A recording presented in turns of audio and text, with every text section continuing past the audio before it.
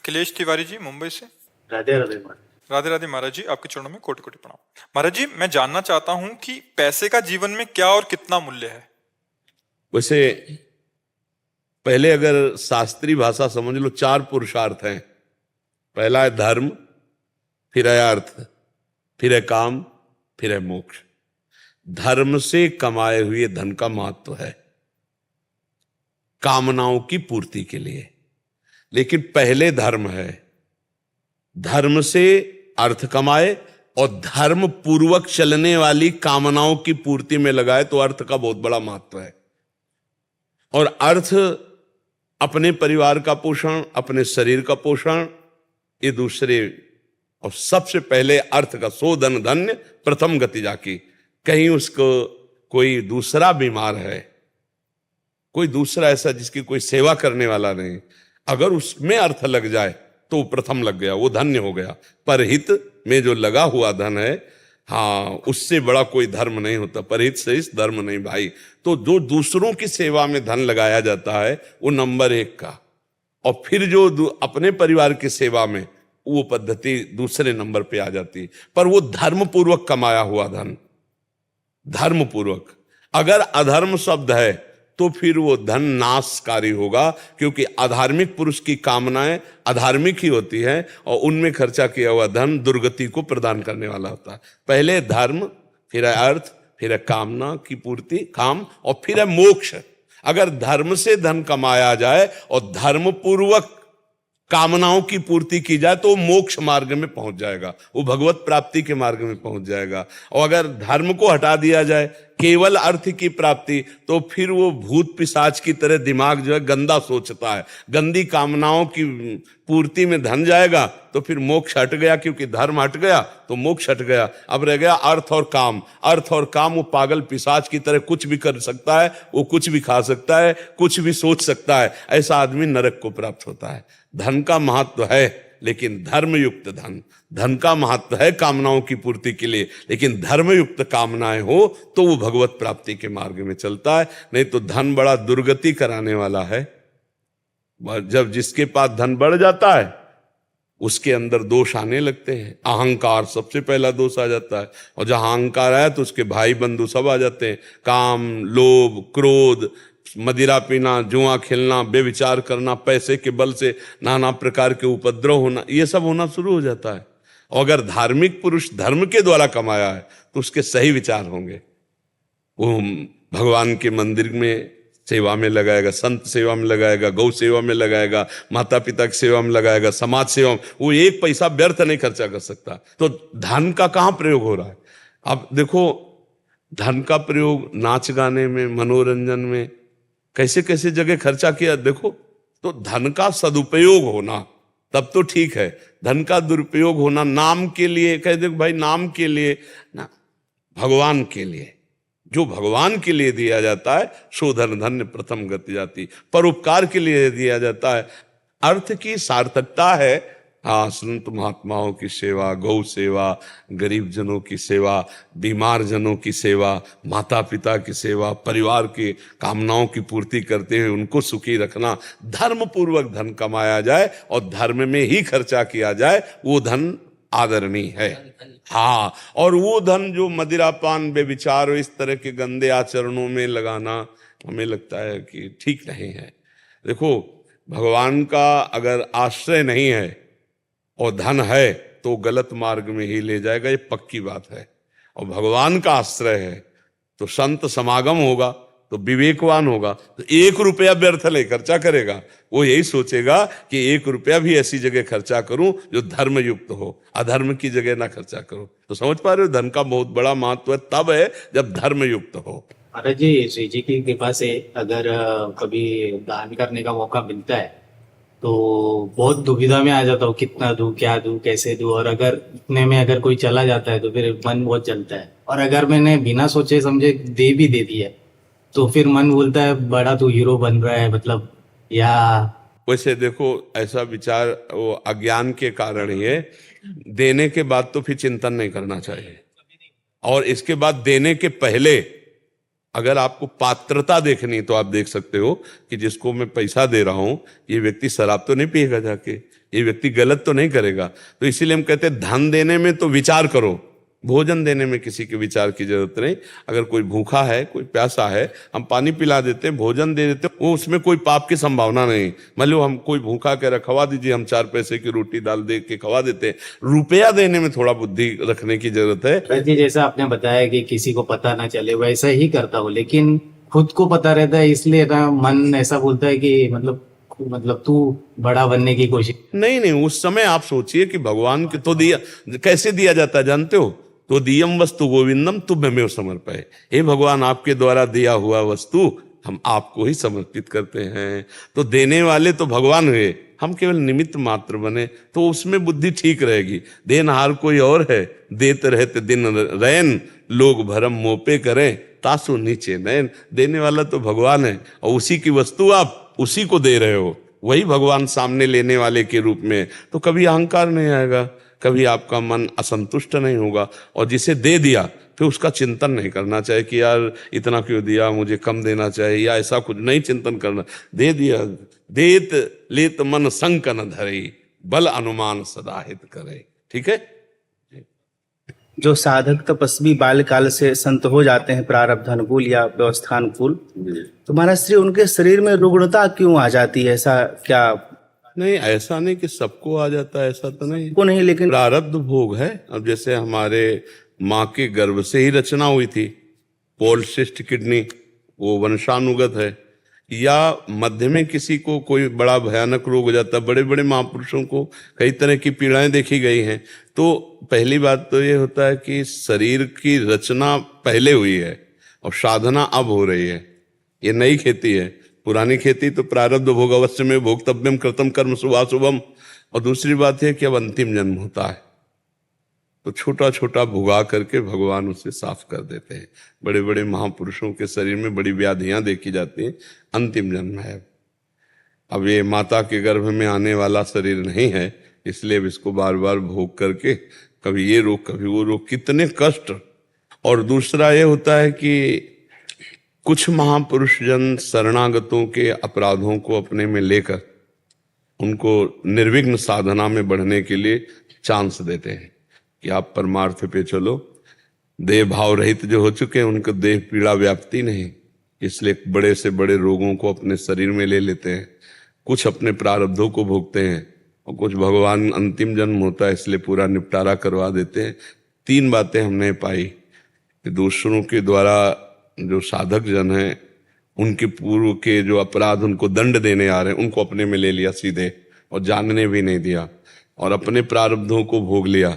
और फिर भगवान के विधान को, जन्म जन्मांतर के जितने संचित कर्म है वो सब भस्म हो गए, प्रारब्ध को भोगवा दिया, क्रियमाण निष्फल हो गए और वो भगवान को प्राप्त हो गया।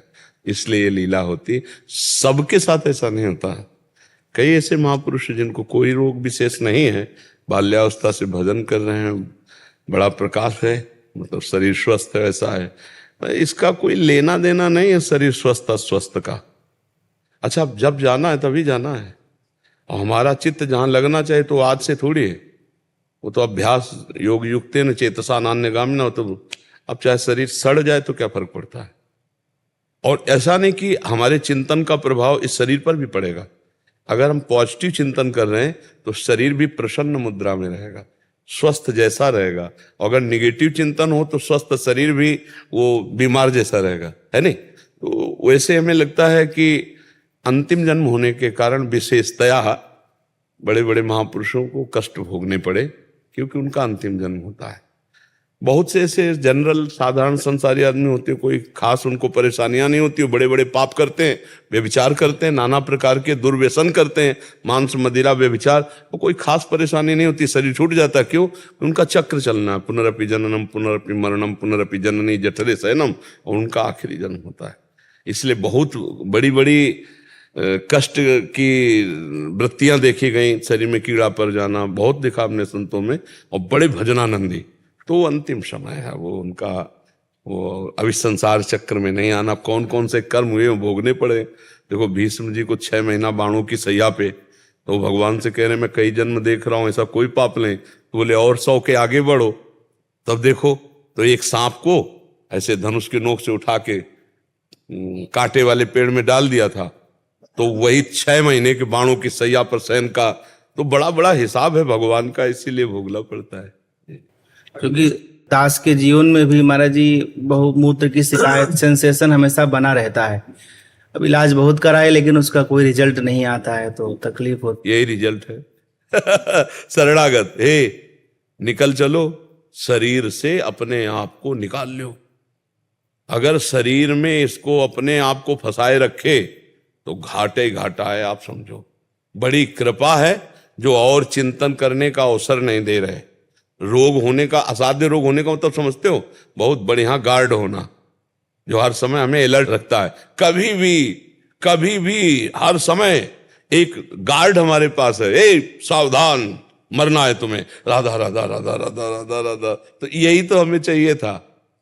हमारा असाध्य रोग हर समय गार्ड की तरह हमारी रक्षा करता है और हमें हर समय सावधान रखता है कि परमात्मा चिंतन में रहो, एक भी सेकंड व्यर्थ मत जाने दो। पता नहीं कौन सा डायलिसिस आखिरी डायलिसिस हो, पता नहीं कौन सी शाम आखिरी शाम हो। तो बढ़िया है, शरीर में रोग होना कोई परेशानी की बात नहीं। वो संसारी पुरुष परेशान होते हैं, साधु महात्मा प्रसन्न रहते हैं। जोई जोई प्यारो करे सोई मैं भावे, जैसे प्रभु रखो वैसे हम राजी हैं आपकी।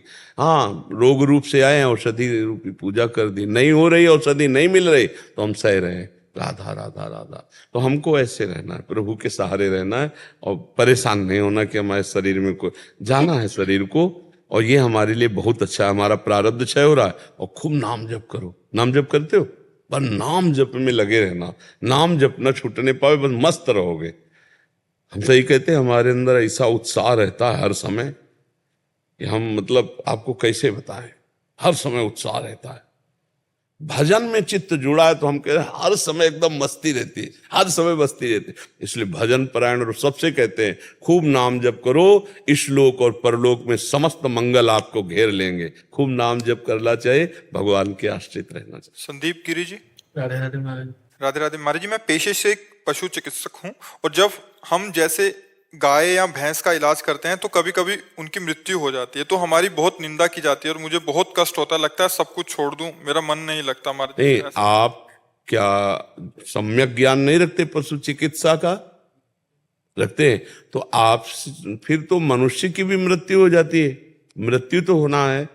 अगर डॉक्टर अपना सम्यक ज्ञान का प्रयोग करके असफल होता है बचाने में, तो मृत्यु से डॉक्टर थोड़ी बचा सकता है। बचने का संयोग हो तो उसकी दवा काम कर जाएगी, नहीं तो जैसे लोग डॉक्टरों को कुछ डॉक्टर ऐसे हैं जो मतलब अर्थ की प्रधानता रख करके मरीज के साथ सही व्यवहार नहीं करते हैं। बकाया हमें लगता है कि ज्यादा दोषी नहीं है, क्योंकि अपना कर्म भोग है। और अगर हमारी मृत्यु इसी मिनट में है तो दुनिया का सब डॉक्टर एकत्रित हो जाए तो हमें नहीं बचा सकता, है नहीं? तो अगर आप पूरा प्रयास करते हैं पशु चिकित्सा का और वो नहीं बचता है तो लोग भले गाली दे दे, लेकिन आपको दुख नहीं होना चाहिए, क्योंकि आपने पूरा प्रयास किया है। यदि आपके ज्ञान में कमी है और आपके ज्ञान की कमी के कारण उसकी मृत्यु हो जाती है, तो फिर आपको अभी डॉक्टरी और पढ़नी चाहिए, आपको और उस पर सर्च करना चाहिए कि हम अच्छे डॉक्टर बने, हमारे द्वारा कमी ना हो। और यदि आपको सम्यक ज्ञान है पशु चिकित्सा का और आप पूरा प्रयोग करते हैं, पशु नहीं बचता है, तो आपको फिर शोक नहीं होना चाहिए, क्योंकि आप अपना प्रयास कर रहे हैं। अब ऐसे तो मनुष्यों की भी मृत्यु हो जाती है, क्यों हो जाती ना? डॉक्टर क्या करे? डॉक्टर कोई ब्रह्म थोड़ी कोई बचा देगा भाई, जितना कार्य है उसका, जितनी जानकारी उतना कर दे। डॉक्टर भी तो मरते हैं। तो इसलिए बस सावधानी रखिए और अंदर से इतना मत टूट जाइए कि पशु चिकित्सा का ही आप भाव छोड़ दें। ऐसा नहीं ठीक है, क्योंकि कोई भी तैयार होता है तो बड़ी मेहनत से तैयार होता है। आप एक अच्छे डॉक्टर तैयार हुए हो तो आप हजारों पशुओं को बचाते भी तो हैं। ऐसा थोड़ी सब पशु मर ही जाते हैं क्या? नहीं, कोई तो मर गया तो मान लो उसका संयोग है, अब उसको जाना है, आप प्रयास कर रहे हैं, नहीं बच पा रहा, वो बात अलग है। आपके द्वारा ऐसा थोड़ी कि जितने पशुओं की आज तक मरी गए सब है। नहीं, ऐसा हो तो बात फिर समझना पड़ेगा कि चाहे जितना भला पशु हो, आपके हाथ पड़ा तो गया वो, मतलब तो फिर समझना पड़ेगा कि डॉक्टरी में कुछ कमी है। नहीं तो ऐसा नहीं है। ऐसा संयोग तो मनुष्यों के डॉक्टरों में भी हो जाता है कि वो प्रयास किए असफल रहे। जी। हरिओम तिवारी जी अयोध्या जी से। महाराज जी सादर प्रणाम। महाराज जी एक जिज्ञासा है, ग्रंथों में संजन कहते हैं कि अहिंसा परमो धर्म, मगर जिनका भाव है कि अहिंसा परम धर्म कहते हैं, बट हाथ देखा जाता है कि धर्म के नाम पे बहुत सारी लड़ाइयाँ झगड़े होते हैं। और फिर जब हम कथा करने आदि जाते हैं तो लोग कहते हैं कि जब हम उपदेश करते हैं उनको कि अहिंसा परम धर्म है, तो कहते हैं राम और रावण का भी युद्ध हुआ था, महाभारत का भी युद्ध हुआ था। तो महाराज जी इस पे हम कैसे? अहिंसा परमो धर्मा है, लेकिन ये बात समझनी पड़ेगी कि अहिंसा का स्वरूप क्या है।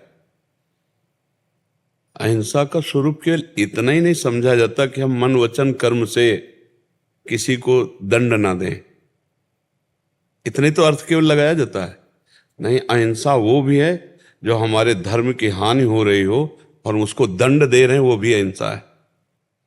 हमारे राष्ट्र की, हमारे धर्म की, हमारी मर्यादा की जो कोई हानि कर रहा हो, जो हमारे द्वारा रक्षणीय है, जो हमारे शरणागत हैं, उनकी कोई हानि कर रहा हो तो उसको शासन में लेना, उसको मृत्यु दंड तक दे देना, ये भी अहिंसा ही होगी। अहिंसा भगवान भी उपदेश दे रहे हैं, लेकिन कह रहे इनके गले काटो, ये अधर्मी हैं।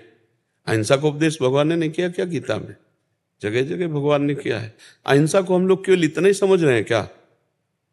धर्म विरुद्ध आचरण करने वाले को पवित्र करने के लिए दंड विधान है, और उसको दंड देना यह अहिंसा के अंतर्गत ही है। अहिंसा को एक छोटे बिंदु में ना लिया जाए। अहिंसा का हम केवल इतना ले लेते हैं, वाणी के द्वारा कठोर शब्द न बोले, शरीर के द्वारा हमें कोई सता रहा है हम उसको हिंसा न करें, मन के द्वारा हम किसी का संकल्प भी न करें अहित होने का।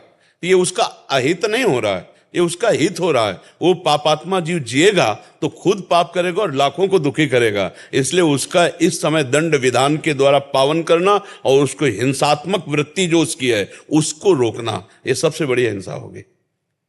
अब इसको तो शास्त्र के वचन को केवल शब्दार्थी नहीं समझा जाता, भावार्थी भी समझा जाता है, अनुभवार्थी समझा जाता है, केवल एकदम शब्द पे लकीर नहीं खींची जाती है। इसीलिए संसारी लोग इस विषय को क्या जाने। भगवान जो अहिंसा का उपदेश करते हैं ब्रह्म ऋषियों के रूप में और भगवान के रूप में, तो वो देखो दंड देते हैं कि नहीं देते हैं? क्या ऋषि जन दंड नहीं देते? जो अहिंसा परमो धर्मा जिनके हृदय में बैठा हुआ है, वो वेन के समीप जाते हैं और हुंकार मात्र से उसको मार देते हैं। कथा सुनाते हैं, आप तो जानते होंगे वेन चरित्र को। क्या वो अहिंसा को नहीं जानते हैं क्या? क्यों मार दिया? और फिर उन्हीं की बाजू से, दाहिनी बाजू से भगवान पृथु और अर्ची का प्रादुर्भाव करके जगत का मंगल करते हैं। अधर्म को रोकना, अधर्मी को दंड देना और अधर्म का विनाश करना, चाहे शब्द के द्वारा, चाहे ताकत के द्वारा, चाहे अस्त्र के द्वारा, ये अहिंसा ही है, ये हिंसा नहीं है। क्योंकि उसको पावन करके उसका भी पावनता होगी जब दंड होगी, और बहुत से लोगों की रक्षा हो गई। ये अहिंसा का स्वरूप है। रावण जैसे अत्याचारी को भगवान ने दंड दिया, ये उसकी पावनता रही, और बहुतों को बचाया, ये भगवान की अहिंसा ही रही। ये हिंसा नहीं कही जा सकती। आप इस पर कोई भाव प्रस्तुत कीजिए अगर आपको संशय लग रहा हो। आज के समय क्षमा चाहेंगे। देखो, आज के तो भ्रष्टाचार बुद्धि बढ़ रही है। ना शास्त्र है, ना शास्त्र समझ रहे, ना ब्रह्मचर्य है, और ना बुद्धि पवित्र है। व्यभिचार, रसेंद्री और जनेंद्री की केवल भोग वासना का खेल हो रहा है। आप भ्रमण करते हो, हम तो भ्रमण कर चुके हैं और बैठे हैं। आप भ्रमण करते हो, आप देख रहे हो समाज का आज हालत क्या है। ये शास्त्र को समझेंगे। अधर्म आचरण जो हमारी धर्म मर्यादा पर आंच पहुंचा रहा है, हम उसकी बात कह रहे हैं। आज एक सबसे बड़ी बात समस्या क्या है? धर्म अधर्म की परिभाषा वो जानते ही नहीं। शास्त्र जो विमुख है बातुल भूत विवश मतवारे, तेने बोले वचन विचारे, तिनकर कहा सुनी नहीं काना। बात समझ रहे हैं ना? हाँ, जय श्री राम तो काल ने भी बोला था ना। हनुमान जी ने बख्शा क्या? जय श्री राम कहने पे बख्शा क्या? पधरा दिया ना उसको, पूंछ में लपेट करके मारा कि नहीं? जो साधु वेश बन करके हनुमान जी को रोकने गया तो जय श्री राम ही तो बोल रहा था। तो जय श्री राम केवल तुम बोल रहे हो और मनमानी पापाचरण कर रहे हो, तो तुम कालनेम के परिकर के हो, तुम हनुमान जी के परिकर के नहीं हो, तुम राम जी के परिकर के नहीं हो। राम जी की बात को समझो, हनुमान जी की बात को समझो, तब होगा। नहीं तो कालनेम भी तो राम बोल रहा था, जय श्री राम जय श्री राम। हनुमान जी ने पूंछ में लपेट के श्री राम जी के पास भेज दिया। पधरा दिया ना, उद्धार कर दिया ना। जिसकी बुद्धि शास्त्र सम्मत नहीं है, जो स्वयं धर्माचरण नहीं करता है, जो भजन नहीं करता है, जो धर्म शास्त्रों के रहस्य को नहीं जानता है, इन बकवादी लोग क्योंकि हम बातों को नहीं सुनते, नहीं मानते, इनको हम न जानना चाहते हैं। अगर ये हमें जानना चाहते हैं, यदि हमारे भगवान को जानना चाहते हैं, तो आओ और अध्यात्म को सुनो और समझो, फिर आप करो। जो धर्म की हानि कर रहा है, पहली बात तो है कि आप राजा नहीं हैं कि आप निर्णय करें। दूसरी बात यह है कि अगर कोई ऐसा विधान है, आपको लग रहा है कि अधर्माचरण, तो हमारा कानून है, आप कानून को समर्पित कीजिए, है नहीं? कानून को समर्पित कीजिए। हम भगवान की मर्यादा को समझने के लिए पहले भगवत चरित्रों का अवगाहन करें, कानों से सुनकर मनन चिंतन करें, शास्त्र को हम श्रवण करें। इसीलिए वेदो नित्यम अधीयताम, आचार्यों का आदेश है, संगासत्सु विधीयताम, महावाक्यार्थस्य विचारिताम, एकांते सुखमात्यताम। एकांत में बैठकर भगवान का, अब ये कहाँ रह गया है? हम तो बार बार व्यथित होते हैं इस बात से कि हमारे जो युवा पीढ़ी है वो ये गर्लफ्रेंड, बॉयफ्रेंड, लिविंग रिलेशन और ये इंजेक्शन आदि की जो व्यसन वृत्तियाँ बहुत तरह, ये हमारी नई पीढ़ी को बहुत बर्बाद कर रही हैं। अब इनके अंदर जो व्यसन की प्रवृत्तियाँ, व्यभिचार की प्रवृत्तियाँ, ये धर्म को क्या जाने, ये क्या जाने? ये उग्र स्वभाव मतलब हानिकारक अपने लिए भी और हमारे समाज के लिए भी हानिकारक है। देखो, हमारा जो धर्म है वो सबको आदर देने वाला है। जैसे भूमि है ना, इसमें सबको ही रह रहा है।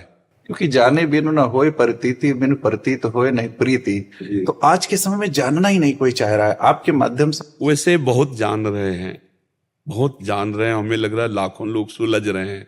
अब तो किसी योग्य नहीं है, पर इतना जरूर है कि भगवान के आश्रित हैं, तो भगवान अपने निजजन की वाणी को वही पहुंचा रहे हैं, वही सबके हृदय में वैसे प्रभाव दे रहे हैं। करें करावें आप सब जने बढ़ाई दें, कर तो वही रहे हैं और बहुत बदल रहे हैं। अगर हम प्रयास करेंगे तो हमें लगता है कि हम बदल सकते हैं, क्योंकि हम भगवान के जन हैं।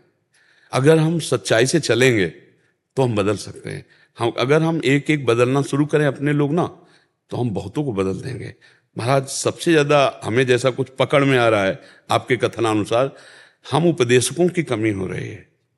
हम जो उपदेशक हैं उसको व्यापार बना रहे हैं। हम जो उपदेशक हैं वो अपनी वासनाओं की पूर्ति का खेल खेल रहे हैं, इसलिए हमारे उपदेशों का कोई प्रभाव नहीं पड़ता है।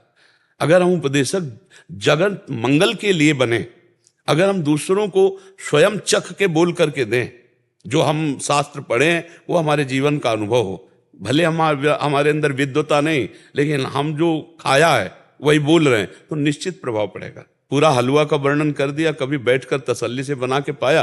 बोले नहीं, तो तुम्हारा वर्णन किस काम में आएगा, किसके ऊपर प्रभाव डालेगा? एक बार पहले तसल्ली से बनाते और बना के फिर हलवा पाते, और फिर जब हलवा का उपदेश करते तो तुम्हारे रोम रोम से हलवा का स्वाद दूसरों को आकर्षित कर लेता। तो कम से कम भगवदानंद का थोड़ा अनुभव हो तब तो है। अब यहाँ सब धन का, मान का, भोगों का बहुत आकर्षण चल रहा है। अब क्या एक गृहस्थ इस कथावाचक हो सकता है जो कथा से कोई नहीं लेना है? नहीं, भगवान की चर्चा गृहस्थ या विरक्त से मतलब नहीं। भगवान की कथा करने का अधिकार सबको है जो आचार्य परंपरा से जुड़ा हुआ है।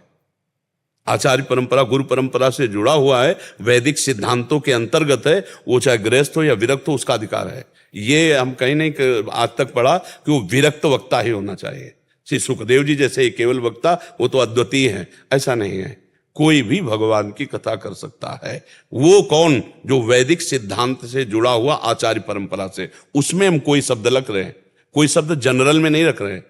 और उसको चाहिए कि भगवत प्रसन्नता के लिए भगवत चर्चा करे, और भगवत कृपा से उसका भरण पोषण अपने आप होगा, अपने आप भरण पोषण होगा। विश्वास दृढ़ हो, बिनु विश्वास भगति नहीं है। ये बात हमारे हृदय में बैठ जाएगा तो भगवान जब हमारे अधीन हो जाएंगे तो यार रह क्या जाएगा? जिसके अधीन भगवान है उसके अधीन क्या नहीं हो सकता? यही तो हमारी कमजोरी हो रही है हम सबकी। आज युवा की स्थिति जो हो गई है महाराज, बहुत अच्छी हो जाएगी। आप तैयार हो, हम तैयार हो रहे हैं, 4 और तैयार होंगे, 100 तैयार होंगे, 500 तैयार होंगे, 1000 सुधर जाएंगे। हमें अपनी कमजोरी ठीक करनी है। अगर हम आप सुधर गए तो बहुतों को सुधार देंगे। होता क्या है महाराज, जैसे आप कहते हो कि आज हजारों बर्बाद हो रहे हैं, वो कह रहे हैं हजारों बर्बाद हो रहे हैं, लेकिन सुधरना हम आप शुरू करें।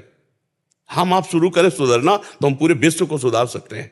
आप पक्की बात समझ लीजिए। अगर हम आप बिगड़ना शुरू करते हैं, हम ऊपर ना थोपें किसी के, हम आप सुधरना शुरू करें, हमारी गलती है, हम धर्म उपदेष्टाओं की गलती है जो हम अपने आचरणों से इतने भ्रष्ट हो रहे हैं, इतने गिर रहे हैं कि वो सामने वाला श्रद्धा ही खत्म कर दिया है। और ऐसी सीरियल, ऐसी नौटंकी नाटक दिखाए जाते हैं कि उपदेष्टाओं के प्रति आस्था ही नहीं रह गई, साधु महात्माओं के प्रति आस्था ही नहीं रह गई, तो गलती हमारी हो रही। ये धर्म भ्रष्ट आचरण हमारे द्वारा जो होते हैं ना, हम प्रवक्ताओं के द्वारा, तो वही सब मिटिया मेट कर देते हैं कि ये क्या है, खुद ऐसे हैं। आजकल का युवा जो है सिर्फ छोटी सी लालच के लिए कितना बड़ा नुकसान कर रहा है। ये बात सब लोग समझ जाए तो अच्छा है कि आपका किया हुआ शुभ और अशुभ कर्म ही आपको सुख दुख दे सकता है, बाहरी किसी की भी ताकत नहीं है।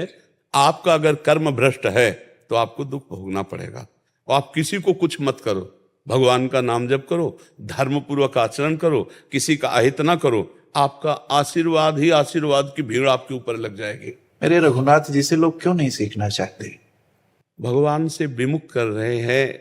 ये जो हमारे आचरण है ना, ये आचरण भगवान से विमुख कर रहे, तो पापवंत कर सहज स्वभाव, भजन मोर ते भाव लकाओ, जो पे दुष्ट हृदय सोई हुई, मोरे सलमुख आओ कि सोई। भगवान से इसीलिए विमुख हो रहे। पर हमें धन्यवाद आपको देना है कि आपके हृदय में हमारे समाज के लिए पीड़ा है। अगर हम 4 लोग मिलकर ऐसे ही समाज के लिए वास्तविक, तभी देखो समाज का हम हित कर सकते हैं जब हमारा लोभ न हो।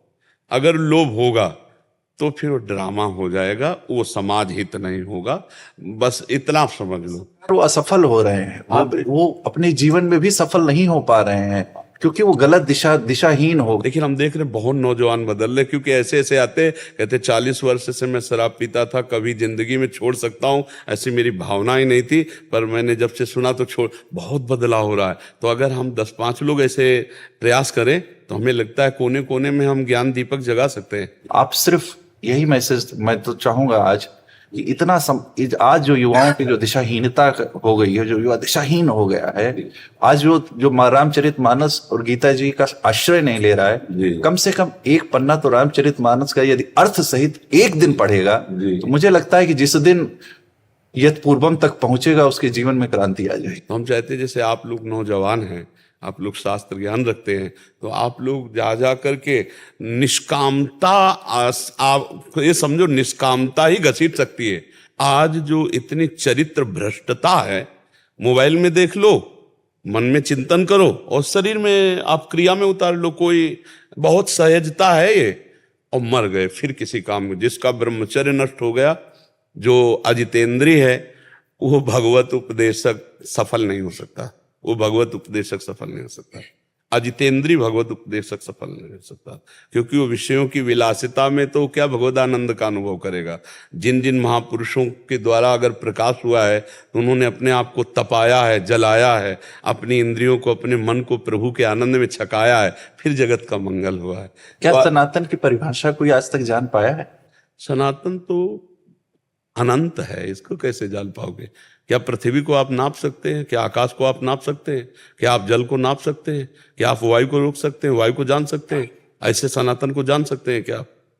सनातन भगवान है, अनंत है, ब्रह्म है। जैसे जल, वायु, आकाश, पृथ्वी, ये सब सनातन ही है। सनातन कोई एक वस्तु या कोई एक सीमा का नाम थोड़ी है कि हम सनातन धर्मावलंबी, वो अन्य धर्मावलंबी। सनातन तो सब, जैसे पृथ्वी है ना, ऐसे सनातन है। मत्ता परतर्म नान्यत किंचिदस्ति धनंजय। कौन है इसमें? इसमें कौन है? मत्ता परतरम नान्यत किंचिदस्ति धनंजय। कौन है इसमें? मेरे सिवाय धनंजय कोई नहीं है। बहु नाम जन्मनावंते ज्ञानवान माम प्रपद्यते वासुदेवा सर्वमित्सा महात्मा सुदुर्लभा। ये छोटी छोटी जो मर्यादाएं हैं, ये सेवा समाज के लिए हैं। लेकिन जब ऊपर से गौर से देखो तो छाता एक ही है आकाश का, ऐसे ही एक ही सनातन है, वही विविध रूपों में प्रकाशित हो रहा है। कहीं किसी की भी उत्पत्ति आप पढ़ो सनातन से है, किसी की उत्पत्ति पढ़ो, सब सनातन ही है। सनातन के सिवा कौन है? ये बात युवाओं को कब समझ में आएगी सर? जब वो बात सुनेंगे, समझेंगे, बैठेंगे तब। कई बार सनातन के विषय में जब चर्चा की तो हम कहा छोटी छोटी मेड़े हटाओ भाई, अब समय की मर्यादा है, नहीं तो चर्चा, प्रश्न, पीड़ा तो बहुत ज्यादा है। अच्छा, हमें लगता है आप पीड़ा मुक्त हो जाओ आज से। हो यही सोई जो राम रचि राखा को करी तर्क बढ़ावे अस कही जपन लगे हरि नाम। बस याद रुक जाओ। हमको क्या करना है? नाम जप करते हुए हे मंगल भवन, हम ये चाहते सर्वे भवन्तु सुखिना। हाँ, तो सब मंगल होने लगेगा। आपकी दृष्टि मंगल हो जाए तो सब मंगल होने लगेगा। नहीं, आप कब तक परेशान रहेंगे? नहीं, आप एक और दृष्टि है जिसे ब्रह्म दृष्टि कहते हैं, उसमें न्यून और उत्तम दृष्टि का त्याग कर दिया जाता है।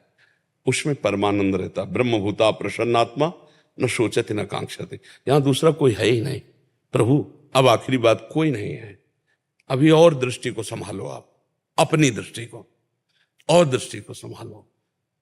बहुत आपको याद होगी, जड़ चेतन जग जीव जत सकल राम मैं जानी बंदो सबके पद कमल सदा जोरि जुग पान। कमी कहां हो रही मेरे अंदर?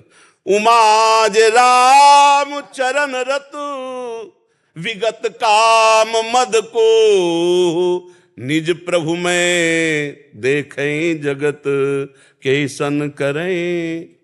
अभी आनंद हो जाओ, अभी आनंद हो जाओ। ये न था न है न रहेगा, न था न है न रहेगा। ये दीर्घ स्वप्न है, सत्य नहीं है। उमा कहूं मैं अनुभव अपना सत हरि भजन जगत। काहे को सपने की चर्चा में समय व्यर्थ कर रहे हैं? आओ सत्य में नाचो थोड़ी देर। ये बात समाज की कर ली, इसके बाद अपने स्वरूप में। वही था। और अपने हमको किसी चीज की कोई अपने संशय स्वरूप है में आ ही जाओ, नहीं। अपने स्वरूप में आ जाओ। ब्रह्म भूता प्रसन्नात्मा न सोचति न कांक्षति। आई नहीं, दीर्घ स्वप्न है ये, कुछ नहीं। न सत न असत, केवल मैं ही मैं, या केवल तू ही तू। और मैं तू में तो फंस जाओगे फिर। मैं और मोर तोर तय माया। या तो तू ही तू, या तो तू ही तू, और या फिर मैं ही मैं। तू ही तू भक्ति, मैं ही मैं ज्ञान। एक में आ जाओ, मैं तू हटाओ, शांत हो जाओ। जो आपसे करवा रहे हैं आप कीजिए, जो हो रहा है उसे देखते रहिए, तभी मस्त रहेंगे। नहीं तो महाराज और सुधरे न सुधरे, आप बिगड़ जाओगे, आप असंतुष्ट हो जाओगे, आप अशांत हो जाओगे, ले जाओगे। आखिरी बार अपने कनक भवन सरकार की तरफ से आपको बहुत बहुत स्नेह, बहुत बहुत जय सिया राम। राधा वल्लभ श्री हरिवंश गुरुदेव, आपके चरणों में कोटि कोटि प्रणाम। गुरुदेव, महाराज जी ये कहना चाहते हैं कि इन्होंने इनको किसी और उसमें जुड़े थे, कहीं जुड़े थे, बट कहते हैं इनको आपका सत्संग बहुत अच्छा लगता है और हृदय से आपको गुरु मान लिया। बट अभी कहाँ जाएं समझ नहीं आ रहा इनको। कुछ नहीं, वो छोड़ें या कहीं जानने की जरूरत नहीं है। जहां भी जुड़े हो वहां भगवान का नाम मिला होगा, रामकृष्ण हरि। वो नाम जप करो, सत्संग सुनो, खत्म खेल। गुरु उनको मानो जिन्होंने नाम दिया है, और सत्संग सुनते रहो। सत्संग आपको रास्ता बता रहा है और नाम गुरुदेव ने दे दिया है, खत्म खेल। अब क्या कि मतलब हम जिसका सत्संग सुनते जाएं उसी को गुरु बनाते चले जाएं, ऐसा थोड़ी सिद्धांत है। सत्संग तो हमारा किसी को भी संत महात्मा का अच्छा लग सकता है। सत्संग है तो हम सुने और सतमार्ग में चले। जो गुरु जी ने नाम दिया उसको जब खत्म के, गुरु बदलने की जरूरत क्या है? बस आज हमारा सत्संग अच्छा लगा है, कल और का अच्छा लगेगा, परसों और का अच्छा लगेगा। ये तो एक से एक भगवान का बगीचा है। तो हम बगीचे में ऐसा नहीं, एक गुरुदेव का वर्ण किया। सत्संग हम हजारों का सुन सकते हैं, आज्ञा गुरुदेव की पालन करेंगे। जो गुरुदेव ने नाम दिया उनका नाम जप कर रहे हैं, सत्संग सुन करके उसके अनुसार चल रहे हैं। ठीक है, अभी नाम नहीं लिया महाराज जी। हाँ, नाम नहीं लिया तो फिर बात बन सकती है। क्योंकि नाम नहीं लिया, गुरु मंत्र नहीं लिया, तो चलो फिर ले लो जहां मन आवे। सत्संग सुना, जहां राग अनुराग बढ़ रहा है हम वहां ले लेते हैं। लेकिन अगर हम नाम ले लिया तो फिर अवहेलना न करें, उसी नाम का जप करें जो गुरु जी ने नाम दिया। सत्संग सुनते रहें और सतमार्ग में चलते रहें। कि क्रोध क्यों आता है? क्रोध का मूल समझ लो तो आपको समझ में आ जाए। क्रोध का मूल कामा, काम संजायते क्रोधा, क्रोधा स्मृति विभ्रमा, स्मृति भ्रंशात बुद्धिनाशो, बुद्धिनाशात प्रणश्यति। जब हम कामना करते हैं कि ये हमारे साथ ऐसा, या हम कामना करते हैं ये ऐसा कर दे, और फिर उसमें प्रतिकूलता आती है, वो नहीं कर, तो हमारे अंदर क्रोध आता है। हमारी इच्छा के विपरीत जो आचरण होता है वो हमें क्रोध लाता है। तो क्रोध शस्त्र भी है? शस्त्र का मतलब शस्त्र शस्त्र शस्त्र नहीं, क्रोध शस्त्र कैसे हो सकता है? क्रोध तो हानि ही करता है। क्रोध का नाटक शस्त्र हो सकता है। जैसे हमें अपने सेवक को या अपने पुत्र को या जिसको शासन के द्वारा सुधारना है तो हम क्रोध का नाटक करें, क्रोध नहीं। क्रोध तो स्मृति भ्रंश करके बुद्धि नाश कर देता है, लेकिन हम क्रोध का नाटक कर सकते हैं। जैसे हमारा पुत्र है और हमको उसको संभालना है और गलत मार्ग पर जा रहा है तो हम क्रोध का नाटक करते हैं। क्रोध नहीं करना चाहिए। हमारे जो शासन विभाग में है, जो हमसे शासित है, हम उनको क्रोध का नाटक करके कहीं कहीं सुधारने की जरूरत होती है, उस समय कर सकते हैं। क्रोध नहीं, क्रोध हानिकारक है। क्रोध नरक का द्वार है। क्रोध राक्षसी बुद्धि ले आएगा। तो क्रोध का प्रदर्शन करना केवल, बस क्रोध ये बहुत बड़ी कला है। अगर आ जाए क्रोध का प्रदर्शन करना, अंदर से बिल्कुल शांत, अंदर नहीं जलन होनी चाहिए। अंदर नहीं, अंदर आ गया तब तो फिर बुद्धि भ्रष्ट कर देगा, फिर तो आचरण बिगाड़ देगा। क्रोध में पुत्र पिता की हत्या कर देता है, पिता पुत्र की हत्या कर देता है। बहुत से आप चरित्र देख रहे हैं संसार में, ये काम और क्रोध के द्वारा ही हो रहे हैं। हमें क्रोध का नाटक करना, प्रदर्शन करना, क्रोध नहीं। अगर क्रोध का प्रदर्शन सही ठीक से किया क्या है तो बहुत सुधार भी हो सकता है। भय से सुधार होता है। कभी कभी महाराज ऐसा लगता है ये सब छोड़ के मैं भी बाबा जी बन जाऊं। बाबा जी बनना कोई खास बात नहीं, अंदर भजन करना खास बात है। बाबा जी बन के क्या करें? समाज सुधार की तो बात कर रहे हैं, समाज के मंगल की बात, तो आप भी तो है ना वही। बाबा जी बनना खास बात नहीं, खास बात है संत हृदय हो जाना। खास बात है भगवान में चित्त जोड़ देना। खास बात है अपनी गलतियों का सुधार करना। बाबा जी बनकर भी तो गलतियां हो रही हैं बहुत से। बाबा जी बनकर भी तो बहुत पाखंड हो रहा है। क्या बाबा जी बन जाने से ही केवल सुधार हो जाएगा क्या अपना? क्यों? तो बस फिर सही ढंग से चलो। लाओ प्रसाद दो तीनों।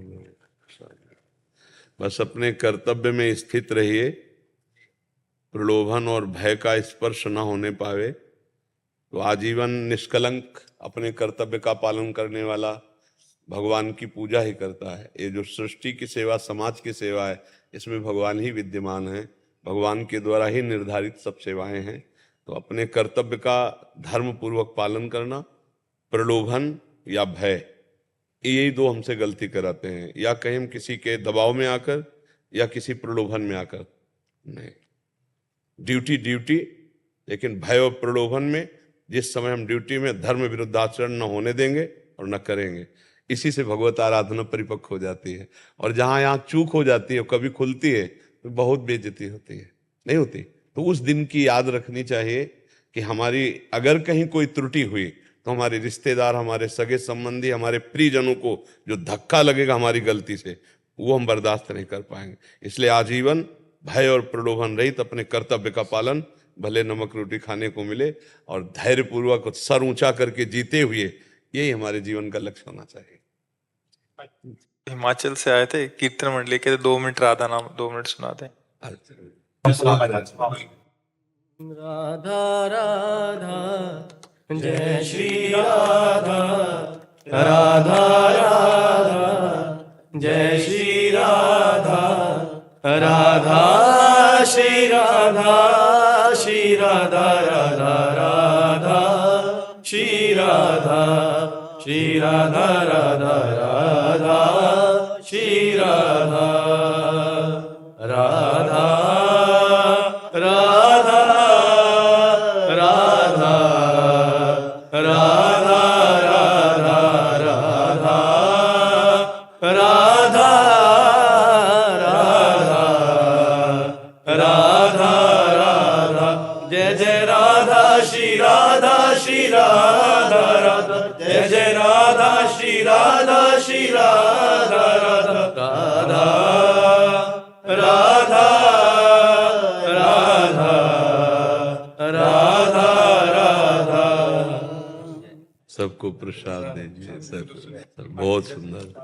राधा नाम अमृत है, जितना बांट सको और जितना पी सको, दोनों लाभ है। हाँ, खूब उत्साह संपन्न होकर, ये लोक परलोक सब कुछ बनाने वाला है। लोक परलोक सब कुछ। जब कोई राधा तो अनुल्लिख्यानंतानपि तदपराधान मधुपतिर महाप्रेमाविष्टस तो परम देयम विमसति तवैकम श्री राधे गृणति ही नामामृत रसम। जब कोई राधा बोलता है तो लाल जी पूरा रजिस्टर ही फाड़ देते हैं उसके कर्म संस्कारों का। और अनुल्लिख्या आगे कभी लिखेंगे नहीं, ये आचार्य हरिवंश महाप्रभु कह रहे हैं, जो आपका राधा राधा नाम उच्चारण करता है ये परलोक सकल सुख पावत, इस लोक के भी और परलोक के समस्त सुख। तो खूब जन जन में जाओ और निष्काम भाव से राधा राधा गाओ, इससे हमारे समाज में परम मंगल होगा, परम आनंद होगा। जय जय श्री राधे, जय जय श्री राधे। पंडित राजेंद्र शर्मा जी। जय जय सदगुरु दीन दयाल। जय श्री हरिवंश महाराज जी, आपके चरणों में कोटि कोटि प्रणाम। महाराज जी, मेरी आयु 64 वर्ष है। किशोरावस्था में हरिवंश पुराण पढ़ना चाहता था, परंतु किसी से सुना था कि मरणासन व्यक्ति को सुनाओ तो वो व्यक्ति मोक्ष को प्राप्त होता है और पढ़ने वाले की मृत्यु संभव है। क्या ये भ्रामक संदेश है? भ्रामक ही है, भ्रामक ही है। जैसे एक भ्रामक चला था, नहीं महाभारत सुनोगे तो घर में पूज्य श्री जयदयाल गोविंदका जी कई लोगों के साथ घर घर जाके गीता सुनाने कहे तो मना कर दिया, नहीं मरणासन पर उसको सुनाई जाती। ये सब व्यर्थ लोगों की मतलब ग्रामीण कहावतें, इनमें कोई दम नहीं, ये कोई शास्त्रीय सिद्धांत नहीं है। लेकिन जब तक आप जैसे सिद्ध संतों के द्वारा मार्गदर्शन नहीं मिलता तब तक मनुष्य उसी भ्रम में पड़ता है। हाँ, तो ऐसे कई भ्रामक चल रहे हैं, मैं देखता हूँ इंस्टाग्राम पे, उसमें भी थोड़ा बहुत देखता हूँ। तो कई लोग वो आप कपूर जला के काजल करो, उसका नाम लिखो, अगर किसी को पैसा दिया है तो ऐसा करो, वजन रखो, कुछ ले यानी कितना भ्रम फैला जा रहा है। तो गुरुदेव इसके ऊपर कोई उपाय नहीं है? ये तो बेकार की बातें, लोगों जो खाली बैठे वो करते हैं, शास्त्र सम्मत नहीं है। तस्मात् शास्त्रम प्रमाणमते कार्याकार्यो व्यवस्थित हो, कार्य और आकार की व्यवस्था शास्त्र प्रमाणित होनी चाहिए। जैसे कोई बात कहे तो उसका प्रमाण होना चाहिए शास्त्र, कि आप कहाँ से पढ़ के बोल रहे हैं, किस शास्त्र में लिखा हुआ है। ऐसा नहीं, जितने भी पुराण हैं ये सब जगत मंगल करने वाले हैं। 18 पुराण हमारे हैं। किसी भी पुराण, जैसे गरुड़ पुराण को कहा जाता है केवल मरने के बाद जो हाँ उसको, ऐसा नहीं है। ये समस्त पुराण भगवत यश हैं और भगवत यश जगत मंगल करने वाला है। तो कथामृतम तत्व जीवनम कवि भिरीडितम कल्मषापहम श्रवण मंगलम श्री मुदाततम। श्रवण मात्र से मंगल करने वाले, ऐसा नहीं कि केवल मरणासन वाले जो मर गया या उसके, ऐसा नहीं है। ये तो भगवत चर्चा जगत मंगल करने वाली है। महाभारत जगत मंगल करने वाला है, ये लड़ाई झगड़ा करने वाला थोड़ी। भगवान श्री कृष्ण का यश, ब्रह्म ऋषियों की चर्चा, महाभागवतों की चर्चा, ये भ्रामक बातें गांव गली के लोग जैसे चला दिए। और अमुक तो केवल मरने के समय सुनना चाहिए, और कई ऐसी बातें गांव गली के लोग, वो कहावतें जैसे गांव गली की चलती हैं वही समाज में फैल जाती है। तो शास्त्र विरुद्ध बातें नहीं माननी चाहिए। तो ये जैसे गुरुदेव रासलीला होती है, श्रीमद् भागवत कथा होती है, देवी पुराण होता है, तो ऐसी हरिवंश पुराण अगर मैं करना चाहता हूँ, बिल्कुल कीजिए, बिल्कुल कीजिए, बिल्कुल कीजिए। गरुड़ पुराण कीजिए, हरिवंश पुराण कीजिए। किसी शास्त्र में ऐसा निषेध किया गया है क्या कि अगर ये चर्चा तुम उस समय के अलावा करोगे तो हानि हो जाएगी? ऐसा नहीं। भगवान के देखो, श्रीमद् भागवत महापुराण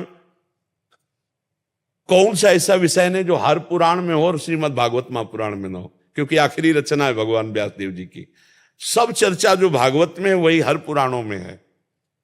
क्या शिव चर्चा नहीं, क्या देवी चर्चा नहीं श्रीमद् भागवत पुराण में, क्या नरक चर्चा नहीं? सबकी चर्चा है।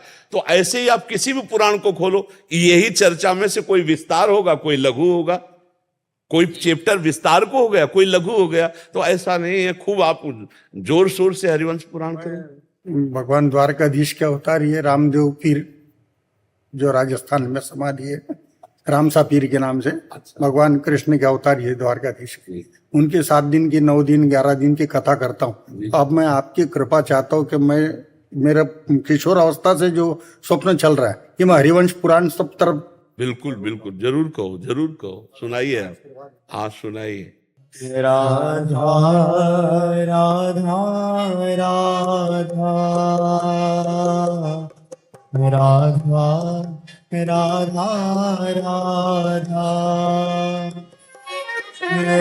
राधा राधा राधा